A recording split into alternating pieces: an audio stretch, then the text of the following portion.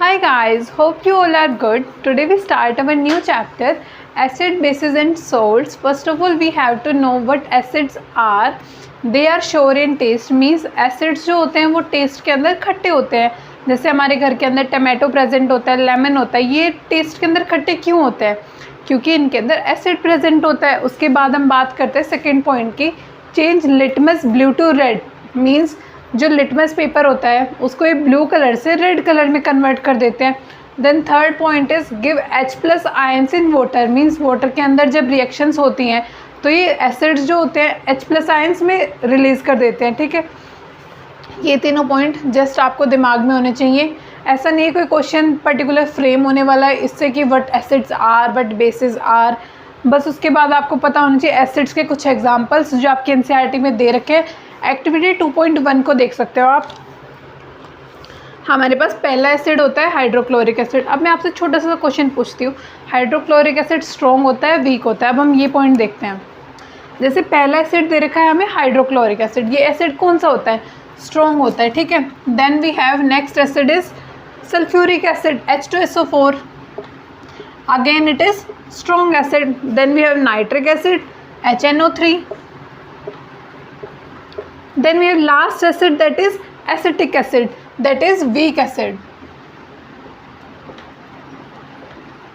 Means हमारी NCERT के अंदर जितने भी एग्जाम्पल्स दे रखे हैं जो एक्टिविटीज़ में आने वाले हैं फर्दर चैप्टर के अंदर, वो सारे कौन से होते हैं? Strong acid. वीक एसिड में सिर्फ आपको एक ही एग्जाम्पल याद करके चलना है, that is acetic acid.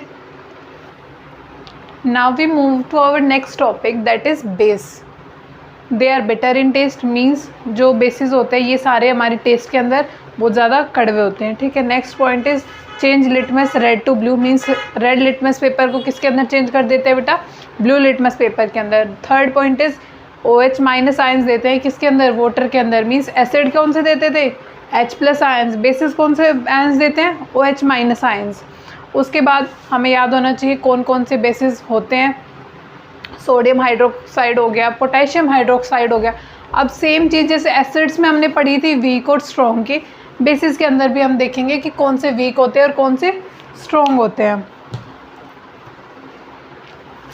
Activity 2.1 के अंदर अगेन देखेंगे NCERT के अंदर पहला जो हमारे दे रखा है एसिटिक एसिड के बाद जो एग्जाम्पल दे रखा है बेटा सोडियम हाइड्रोक्साइड, वो कौन सा होता है? स्ट्रॉन्ग बेस होता है. Means NaOH. Second example is potassium hydroxide, वो भी कौन सा होता है? Strong KOH. Then we have next example calcium hydroxide, वो भी हमारा स्ट्रॉन्ग क्या होता है? स्ट्रॉन्ग बेस होता है. ठीक है, उसके बाद हमारा नेक्स्ट एग्जाम्पल है मैग्नीशियम हाइड्रोक्साइड, वो हमारा क्या होता है? वीक बेस के अंदर चला गया. ठीक है, उसके बाद नेक्स्ट एग्जाम्पल दे रखा है बेटा हमारे पास. नेक्स्ट और लास्ट एग्जाम्पल है अमोनियम हाइड्रोक्साइड. ये दो हमारे वीक बेसिस हो गए और ये तीन sodium hydroxide, potassium hydroxide, calcium hydroxide, ये सारे हम हो गए हमारे strong bases. Now we start our next topic, that is indicators. Indicators क्या होते हैं? इंडिकेटर्स वो सब्सटेंस होते हैं जिनको हम एसिड या बेस के अंदर जब हम रिएक्ट करते हैं, डालते हैं, तो वो अपना कलर चेंज करते हैं या फिर हमें कोई स्मेल देते हैं. अब इंडिकेटर्स हमारे पास कितने तरीके के होते हैं? 3 तरीके. सबसे पहला natural indicator, then we have synthetic indicator and last one is olfactory indicators. अब नेचुरल इंडिकेटर्स क्या होते हैं? नेचुरल इंडिकेटर्स वो होते हैं जो हमें प्लांट से मिलते हैं, मीन्स नेचर के अंदर मिलते हैं. सबसे पहला natural indicator is litmus paper. Second one is turmeric. अब हम देखते हैं इन दोनों को एसिड या बेस में डालते हैं तब हमारे पास क्या रिएक्शन आती है. जब लिटमस को हम एसिड में डालते हैं तो जो ब्लू लिटमस पेपर होता है ना बेटा, वो किस में कन्वर्ट हो जाता है?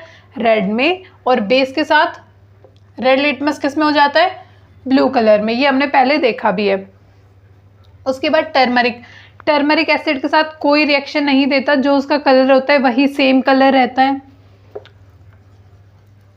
उसके बाद बेस में बात करते हैं तो टर्मरिक बेस के साथ जब रिएक्ट करता है तो ऑरेंज कलर देता है. जैसे हम डेली एक एग्जांपल देखते हैं, जैसे हमारे कपड़ों पे कोई स्टेन लग जाता है तो जब मम्मा सोप के साथ उसे उतारती हैं तो एक ऑरेंज कलर आता है, एक रेड सा कलर आता है.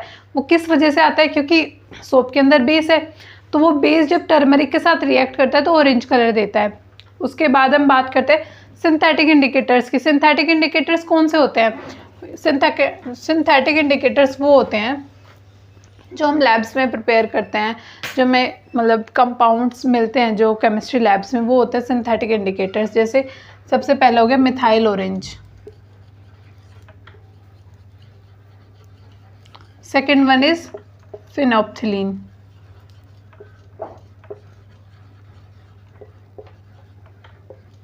अब मिथाइल ऑरेंज को जब हम एसिड में डालते हैं तो ये कैसा कलर देता है हमें? Orange colour. और बेस में मिथाइल ऑरेंज हमें कैसा कलर देता है? Yellow colour. ठीक है। फिनोप्थिलीन एसिड के साथ बिल्कुल भी रिएक्ट नहीं करता, जैसे टर्मरिक रिएक्ट नहीं करती वैसे ही फिनोप्थिलीन भी रिएक्ट नहीं करता एसिड के साथ। बेस के साथ ये कैसा कलर देता है? Pink colour.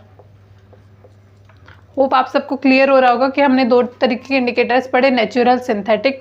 सिंथेटिक हमने देखा दो पढ़े हैं, मिथाइल ऑरेंज, फिनोप्थिलीन, ये हमें लैब से प्रिपेयर होते हैं। एसिड में ऑरेंज कलर देते हैं, बेस में येलो कलर। फिनोप्थिलीन एसिड के साथ रिएक्ट नहीं करता, बेस के साथ पिंक कलर देता है। अब हम बात करते हैं ओल्फैक्टरी इंडिकेटर्स की। ओल्फैक्टरी इंडिकेटर्स वो होते हैं जो हमें स्मेल देते हैं। मीन्स ओल्फैक्टरी मीन्स क्या हो गया? ओडर। ओडर मीन्स स्मेल हो गया। ठीक है, ठीक है। अब ओल्फैक्टरी इंडिकेटर्स में हम बात कर सकते हैं वेनिला एसेंस की, क्लोव ऑयल की। ठीक है, ये दोनों जो ओल्फैक्टरी इंडिकेटर्स होते हैं ये सिर्फ एसिड के अंदर स्ट्रॉन्ग स्मेल देते हैं, बेस के अंदर ये स्मेल नहीं देते। जो इनकी नेचुरली स्मेल होती है वही स्मेल रहती है।